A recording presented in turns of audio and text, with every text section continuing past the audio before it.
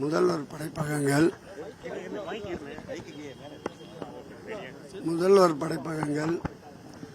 சென்னையில் சென்னை பெருநகர மாநகராட்சியின் சார்பில் 10 இடங்களிலும் சென்னை பெருநகர வளர்ச்சி குழுமத்தின் சார்பில் 22 இடங்களிலும் இந்த படைப்பகங்களை அமைப்பதென்று திட்டமிடப்பட்டு மாண்புமிகு முதல்வர் அவர்களுடைய திருக்கரங்களால் இதுவரையில் 3 படைப்பகங்கள் திறக்கப்பட்டிருக்கின்றன.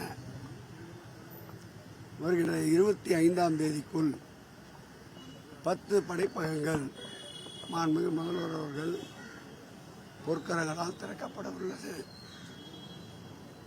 இந்த படைப்பகத்தை பொறுத்தளவில் அதிக அளவு தனியார் படைப்பகங்கள் மற்றும் கோவர்க்கிங் பிளேஸுக்கு பொருளாதார ரீதியாக அதிக செலவுடையதை மாண்புமிகு தொகுதியுடைய சட்டப்பேரவை உறுப்பினர் நம்முடைய கலைஞர் பெயரை கொண்ட கருணாநிதி அவர்களும் இந்த மாவட்ட செயலாளர் வேலு அவர்களும் மாண்புமிகு முதல்வருடைய கவனத்திற்கு கொண்டு சென்றதன் அடிப்படையில் 15 கோடி ரூபாய் செலவில் இந்த படைப்பகம் தற்போது உருவாக்கப்பட்டு வருகிறது. வருகின்ற 25ஆம் தேதிக்குள் இது மக்கள் பயன்பாட்டிற்கு மாணவ செல்வங்கள் பயன்பாட்டிற்கு அர்ப்பணிக்கப்படும். இடைக்கால பட்ஜெட் தாக்கல் பண்ண போறாங்க. அறநிலையத்துறை தரவா ஏதாவது புதிய அறிவிப்புகள் எதிர்பார்க்கலாமா? எதிர்கட்சியினர் அரண்டு போகின்ற அளவிற்கு அறிவிப்புகள் நிறைய இடம்பெறும். அன்புமணி ராமதாஸ் அவர்கள் நேற்று பேசும்போது திமுக கூட்டணி வலுவான கூட்டணி கிடையாது, அதிமுக கூட்டணி தேசிய ஜனநாயக கூட்டணி வந்து தமிழ்நாட்டில் 200 தொகுதிகளுக்கு மேலே வெற்றி பெறுங்கிற ஒரு நம்பிக்கை சொல்லியிருக்காரு. திமுக கூட்டணியில் ஆளே இல்லைங்கிற விமர்சனத்தையும் வச்சிருக்காரு. உடைந்த கட்சியின் ஒரு பாகமாக இருக்கின்ற அன்புமணி பேசுவதற்கெல்லாம் பதில் சொன்னால் சரியாக இருக்காது.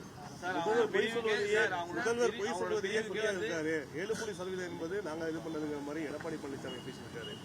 எடப்பாடி பழனிசாமி ஹரிச்சந்திரனுக்கு அடுத்த வீட்டில் குடியிருந்தவர். அவர் வாயிலிருந்து உண்மை தவிர எதுவுமே வராது. பொய்யிலே பிறந்து பொய்யிலே வளர்ந்த புலவர் பெருமான் தான் எடப்பாடி பழனிசாமி. அவருடைய கட்சியிலிருந்து இப்போது வெளியேறி இருக்கின்ற நம்முடைய கூப்பா கிருஷ்ணன், செங்கோட்டையன் போன்றவர்களிடம் கேட்டால் அவருடைய வண்டவாளம் தண்டவாளத்திற்கு வரும்.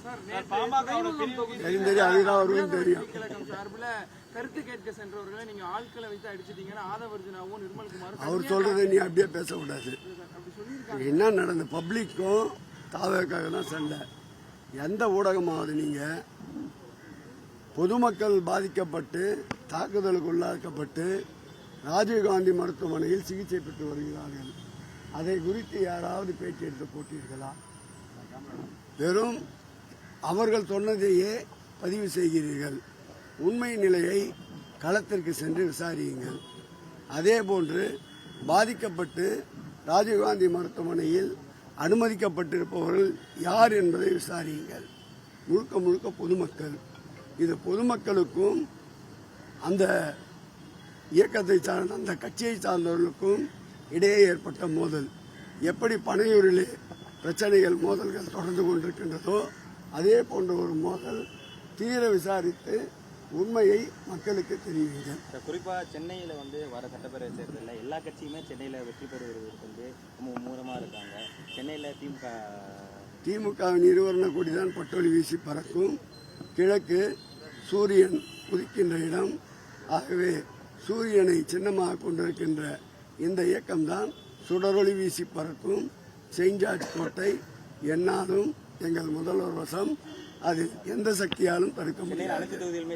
22 தொகுதிகளிலும் மாண்புமிகு முதலமைச்சர் அவர்களுடைய வெற்றி கொடிதான் பறக்கும். அப்பாவே ஒழுங்கு வச்சுக்க தெரியல, அவர் ஒரு கட்சி வேற வச்சிட்டு இருக்காரு. அதுக்கு வேற கேள்வி கேட்டுனா அதுக்கு வேற பதில் சொல்லின்னு இருக்கணும். கதறாருங்க அவர். பாவமா இருக்கு அவரை பார்த்தா. கருத்து கேட்புங்கிற பிரச்சனை மக்கள் மீது தாவேக்கனார் தாக்குறாங்கிறத எடுத்துக்கலாம். இல்லை, நீங்க போய் உண்மையை விசாரிங்கன்ற. ராஜீவ்காந்தி மருத்துவமனையில் 3 நபர்கள் மகளிர் தாய்மார்கள் அனுமதிக்கப்பட்டிருக்கிறார்கள். அவர்களை சென்று கேளுங்கள். அவர்கள் கட்சியை சார்ந்தவர்களா பொதுமக்களா? அவர்களும் வந்தவர்கள் என்ன பேசினார்கள்? வந்தவர்கள் அந்த பகுதியை சார்ந்தவர்களா? வந்தவர்களுடைய தோற்றங்கள் எப்படி இருந்தது? இதையெல்லாம் அவர்கள் விசாரித்து உண்மையை வெளிக்கொண்டு வருங்கள். இது போன்ற செயல்களை வைத்து தங்கள் இயக்கத்திற்கு கலர் மெருகேற்ற துடிக்கின்றார்கள். அதற்கு நாமும் சேர்ந்து விளம்பரம் கொடுக்க தயாராக இல்லை. உண்மையை அறிந்து நீங்கள் அதை ஊடகத்திலே வெளிக்கொண்டு வாருங்கள். அப்படியே கிளம்பிப்போங்க. நன்றி. பிளே ஸ்டோர் மற்றும் ஆப் ஸ்டோரில் இருந்து பாலிமர் செயலியை QR கோடு மூலம் பதிவிறக்கம் செய்யுங்கள். செய்திகளை உடனுக்குடன் பெறுங்கள்.